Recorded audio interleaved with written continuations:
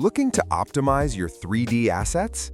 In this video, I'll show you how to convert a high-poly helicopter model from triangles to clean quad topology directly inside Blender.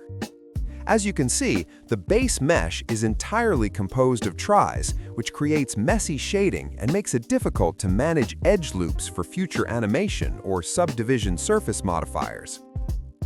To get these results, I'm using a powerful Blender add-on called Quadify. It's my go-to tool for streamlining retopology. I'll head over to the Quadify panel, go to the Action menu, and simply select Convert to Quads.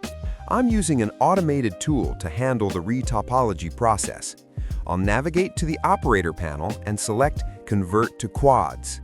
This is a huge time saver for hard surface modeling workflows. The algorithm is now analyzing the mesh to ensure better polygon distribution. It takes a moment to process, but this is essential for getting production-ready geometry that avoids those common shading artifacts.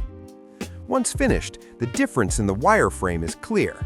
We now have a consistent all-quad mesh. This is significantly better for UV unwrapping, rigging, and maintaining a smooth surface when you apply a subdivision modifier. I'm checking the model from different angles. You want to ensure the edge flow remains logical, especially around complex areas like the helicopter cockpit and rotor housing.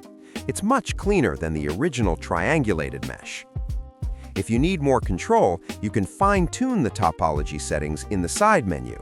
Adjusting the angle limit or force strength will help you get the best result for your specific object density. And that's it! Your model is now optimized and ready for your game engine or animation project.